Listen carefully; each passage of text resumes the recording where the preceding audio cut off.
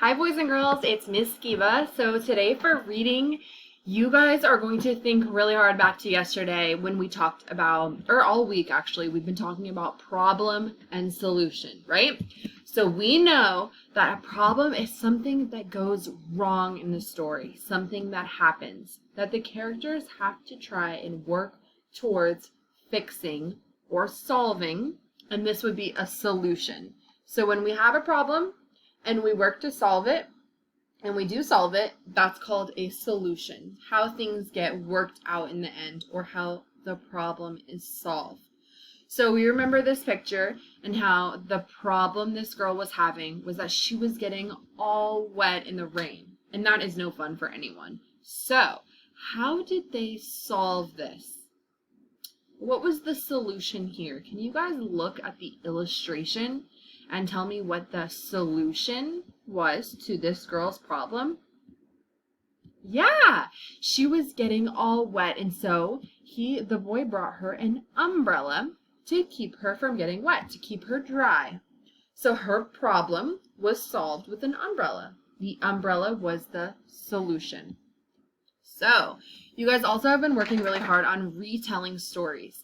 So after we read a book, oftentimes we go back through and we retell everything that happened in the book so that we remember all the events of the story, or everything that happened, everything the characters did, what happened at the beginning of the story, the middle, and the end.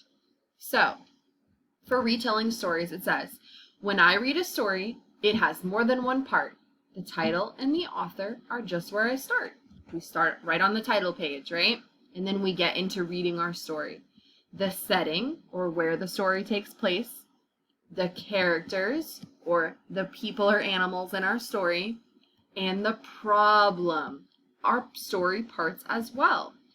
Beginning, middle, end, and solution all make it easy to retell. So we know that good readers retell stories and they think about four things. They think about the characters, or the people and animals in the story. They think about the problem, or what goes wrong that needs to be solved. They think about how the characters try to solve it. They might try a couple of different things. Some things might not work, some things might. The things that do work solve the problem and are called the solution. Usually a solution comes at the end of the story. We find out how the problem was solved at the end of the story. So yesterday you guys read Lost and Found, and you paid really close attention to your characters, your problem, and your solution in the story Lost and Found. So you were really thinking about how your character was trying to solve the problem in the story. So we're going to do the same thing again. We're going to reread Lost and Found again. We're going to be paying attention to how the character solves the problem, or their solution, how they eventually solve that problem. We're going to be looking at the illustrations. We're going to be thinking about what those illustrations are telling us, and we're going to be reading the words on the pages. And then after you're all done, you're going to get a piece of paper. You're going to make 4 boxes. These are the boxes. The first one says the characters are. The second box says the problem is. The third box says to solve the problem, the characters. And the fourth box says at the end. So what you guys are going to do is retell your story by talking about who the characters are, right here, who the characters are, what the problem is, what the characters do to try and solve the problem, and how the characters eventually solve the problem at the end of the story. So you guys are going to fill in this chart with what happens in Lost and Found. The characters, the problem, and the solution. So I want you guys to make these into sentences. I'm going to show you exactly how to do it with the book Corduroy. I don't know if you guys have read this story, but it's one of my favorites, and it's about a little bear who loses a button on his overalls, and he has to go search. He lives in a store, in a mall, because he's a toy, and he has to search all over the mall to try and find his button.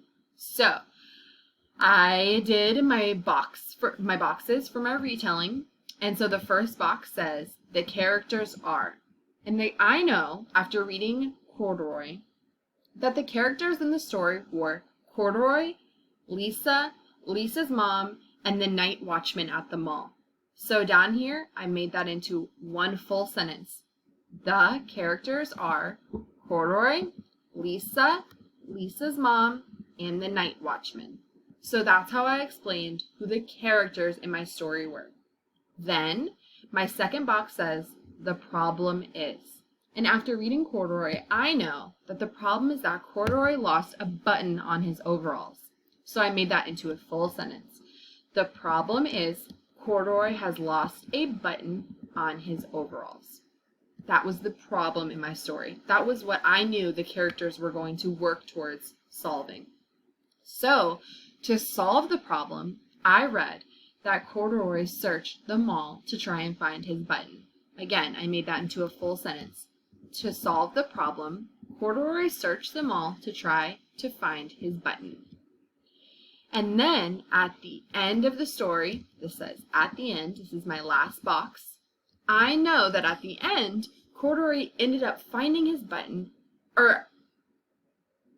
he ended up finding his button and Lisa takes him home, so he got purchased. Sorry. So I wrote, at the end, Corduroy finds his button and Lisa takes him home. So this is exactly what you guys are going to do with Lost and Found. You're going to be thinking about the characters in Lost and Found, how they work to try and solve the problem, and how they eventually solve the problem, or the solution, what happens at the end of the story. So I hope you guys have fun with that, and I will see you tomorrow. Have a great rest of your day.